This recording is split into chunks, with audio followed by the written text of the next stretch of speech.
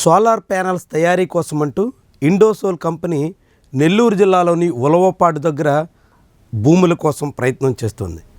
దానికి చంద్రబాబు ప్రభుత్వం ఏకంగా 8,000 ఎకరాల పైబడి భూసేకరణకు నోటిఫికేషన్ ఇవ్వడంతో రైతులు బగ్గుమన్నారు. ప్రభుత్వం మీద దండెత్తారు. తిరుగుబాటు చేసి నోటిఫికేషన్ విరమించుకోవాల్సిందే, భూములు ఇచ్చే ప్రసక్తే లేదు అంటూ ఆందోళన వ్యక్తం చేశారు. ఇది నెల్లూరు జిల్లాలో జరుగుతుంటే, రెండో వైపు కర్నూలు జిల్లా వార్వకల్లు సమీపంలో 80 ఎకరాల్లో రిలయన్స్ బేవరేజెస్ కార్పొరేషన్ కంపెనీకి సంబంధించి ప్లాంట్కు అంతా సిద్ధం చేస్తున్నారు. వార్వకల్ అంటే అందరికీ తెలుసు, కర్నూలుకి సమీపంలో ఉంటుంది. ఎయిర్పోర్ట్ కూడా అక్కడ అందుబాటులో ఉంది. అలాంటి ప్రాంతంలో విలువైనటువంటి 80 ఎకరాల స్థలాన్ని ఎకరం 30 లక్షల చొప్పున రిలయన్స్ సంస్థకి ఆంధ్రప్రదేశ్ ప్రభుత్వం అప్పగించింది. ఇప్పుడు అక్కడ రిలయన్స్ సంస్థ వివిధ డ్రింక్స్ తయారు చేయబోతోంది. అందులో కాంపా లాంటి వాళ్ళ కూల్ డ్రింక్స్తో పాటుగా ఇతర అనేక ఎనర్జీ డ్రింకులకి తయారీకి పూనుకోబోతోంది. దీనికి రిలయన్స్ సంస్థకి భారీగా తాగునీటిని అందించాల్సిన బాధ్యత ప్రభుత్వం మీద ఉంటుంది. మరి ఆ నీరు ఎక్కడి నుంచి ఇస్తారు? రిలయన్స్ బేవరేజెస్ కంపెనీకి సంబంధించి అవసరమైనంత నీటిని సరఫరా చేసే బాధ్యత ఆంధ్రప్రదేశ్ రాష్ట్ర ప్రభుత్వం తీసుకున్నప్పుడు అందుకు అవసరమైన నీటి సరఫరా ఎలా? ఇది చాలా కీలకమైనటువంటి ప్రశ్న. ఇప్పటివరకు రాష్ట్ర ప్రభుత్వం అసలు విషయాన్ని దాస్తూ రిలయన్స్ సంస్థ రాక ద్వారా భారీగా ఉపాధి వస్తుందని, వార్వకల్లు ప్రాంతం అభివృద్ధి అయిపోతుందని, రిలయన్స్ రాకే రాష్ట్రానికి ఎంతో ఉపయోగం అనేటువంటి రీతిలో చిత్రీకరించే ప్రయత్నం చేస్తుంది. కానీ ఇప్పుడు ఆ రిలయన్స్ సంస్థ కోసం కేటాయించాల్సిన నీటిని గోరుకల్లు నుంచి తీసుకునే ప్రయత్నం జరగబోతోంది. ఎస్ఆర్బీసీ నుంచి శ్రీశైలం ద్వారా రోజుకి 2 టీఎంసీల నీటిని తరలించే ప్రయత్నం గోరుకల్లు రిజర్వాయర్కి జరగాల్సి ఉంది. కానీ ఆ రిజర్వాయర్ నిర్వహణ లోపం, నిర్మాణ లోపం, ఇతర అనేక కారణాలతో కలిసి 1/2 టీఎంసీ కూడా అక్కడ తరలించే పరిస్థితి ఉండట్లేదు. దాని ద్వారా మొత్తం 1,90,000 ఎకరాల సాగు భూమికి నీరు అందించాల్సి ఉండగా ఇప్పుడు ఆ భూములకే సాగునీరు అరకొరగా అందుతోంది.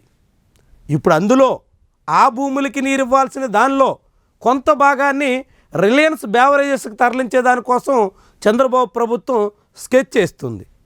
వాస్తవానికి వార్వకల్లులో రిలయన్స్ ప్లాంట్ పెడితే గోరకల్ నుంచి నీటిని తరలించడం మినహా మరొక మార్గం లేదు. అయినప్పటికీ అక్కడే అనుమతి ఇచ్చి అక్కడే ప్లాంట్ ఏర్పాటుకి సిద్ధమయ్యి ఈ ఏడాది ఆఖరి నుంచి మొత్తం ప్రొడక్షనే ప్రారంభిస్తాం అంటూ షెడ్యూల్ కూడా ప్రకటించారు. ఈ ఏడాది నాటికి ప్రొడక్షన్ ప్రారంభిస్తే అప్పటికే మొత్తం శ్రీశైలం నీటిని గోరకల్ వరకు తరలించి అక్కడి నుంచి రిలయన్స్ సంస్థకి అప్పగించాల్సి ఉంటుంది. రిలయన్స్ సంస్థకి ఎన్ని క్యూసెక్కులు ఇస్తారు? దాని ప్రభావం రైతుల మీద ఎంత పడుతుంది? ఇప్పటికే సాగునీటి కొరతతో అల్లాడిపోతున్న కర్నూలు రైతన్నలకు ఎంత కష్టం రాబోతుంది అన్నది ఈ ప్రభుత్వం పరిగణలో తీసుకున్న దాఖలాలు కనిపించట్లేదు. దాని మూలంగా రైతులు ఎంత ప్రమాదం ఎదుర్కోవాలన్నది ఈ ప్రభుత్వానికి పట్టడం లేదు. చాలా ముప్పు ఎదురు కాబోతుంది. అనేక రకాల సమస్యలు ఎదుర్కోవాల్సిన పరిస్థితి ఇప్పుడు రాయలసీమ రైతాంగానికి రాబోతోంది. వాస్తవానికి రాయలసీమలో పెండింగ్లో ఉన్నటువంటి ప్రాజెక్టులు పూర్తి చేసి ఇప్పటికే అరకొరగా ఉన్నటువంటి జలాశయాల్ని సామర్థ్యానికి తగ్గట్టుగా సిద్ధం చేసి పూర్తి స్థాయిలో సాగునీరు, తాగునీరు అందించే ప్రయత్నం చేయాల్సిన రాష్ట్ర ప్రభుత్వం పోలవరం బనకచెర్ల పేరుతో అదొక గేమ్ చేంజర్ అని నినాదిస్తూ కాలయాపన చేసే ప్రయత్నం చేస్తుంది. రెండో వైపు అంతంత మాత్రంగా ఉన్న రిజర్వాయర్ల నుంచి కూడా ఉన్న కొద్దిపాటి జల వనరులను కూడా రిలయన్స్ లాంటి కార్పొరేట్ సంస్థలకి అప్పగించి రైతుల పొలాలను ఎండగట్టేదానికి సిద్ధమవుతున్నట్టుగా కనిపిస్తోంది. భవిష్యత్తులో శ్రీశైలం జలాశయం నుంచి నీరు రాక అనేక రకాల సమస్యగా మారుతున్నటువంటి తరుణంలో ఆ వస్తున్న కొద్దిపాటి నీటిని కూడా ఈ రీతిలో కార్పొరేట్ కంపెనీలకి, పైగా బేవరేజెస్ తయారీ కోసం, అదేదో ఇతర రకాల ప్లాంట్లు సాఫ్ట్వేర్ కంపెనీలు అంటే వేరు. బేవరేజెస్ అంటే పూర్తిగా జలవనరుల అవసరం ఉంటుంది, భారీగా నీటిని వినియోగించాల్సి ఉంటుంది, భారీగా నీటి వనరులు అవసరమైనటువంటి ప్లాంటు నీటి ఎద్దడి ఎదుర్కొంటున్నటువంటి ప్రాంతంలో పెట్టడం ద్వారా నీటి సమస్య మరింతగా పెంచే ప్రయత్నంలో చంద్రబాబు ప్రభుత్వం ఉన్నట్టుగా కనిపిస్తోంది. ఒకవైపు పెట్టుబడులు వస్తున్నందుకు సంతోషించాలో, చిన్నదో పెద్దదో యూనిట్లు ఏర్పాటు చేస్తున్నందుకు ఆనందించాలో, లేకుంటే అక్కడ అన్నదాతల నోట్లో మట్టి కొట్టే ప్రయత్నం జరుగుతున్నందుకు, రాయలసీమకు అందాల్సిన నీటిని రిలయన్స్కి దారబోసే ప్రయత్నం జరుగుతున్నందుకు చింతించాలో అర్థం కాని పరిస్థితి ఇప్పుడు ఏర్పడుతోంది. వాస్తవానికి ఇలాంటి బ్యావరేజెస్ సంస్థలు కేరళలో చిన్న కొద్దిపాటి ప్లాంట్గా ప్రారంభించి ఆ తర్వాత రైతులకు రావాల్సినటువంటి మొత్తం నీటిని ఏ రకంగా తమ అవసరాల కోసం మళ్లించుకుంటున్నారో చాలా పెద్ద వివాదంగా మారిన అనుభవం ఉంది. కేరళలో దాని మీద చాలా రకాల పోరాటాలు సాగిన చరిత్ర ఉంది.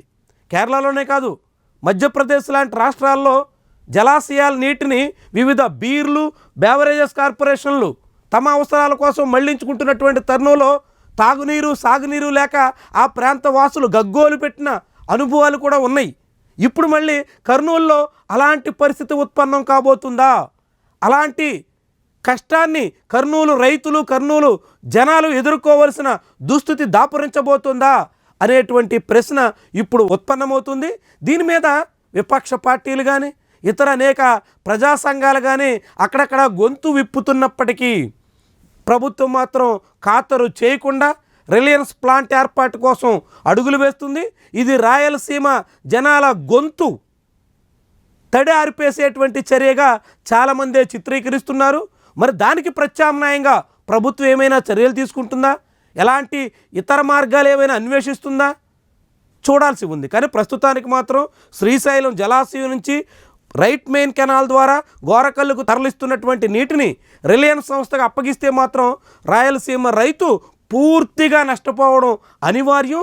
చివరికి కర్నూలు వాసుల తాగినీటి ఎద్దడి కూడా మరింత పెరిగేదానికి కారణం కాబోయినా ఆశ్చర్యపడాల్సిన పని లేదు. ఇలాంటి అనేక సమస్యలకి ఇప్పుడు రిలయన్స్ బేవరేజెస్ కార్పొరేషన్ ఒక కారణం కాబోతుంది అనేటువంటి ఆందోళన మొదలవుతుంది. ప్రభుత్వం ఏ రీతిని స్పందిస్తుందో చూద్దాం మరి.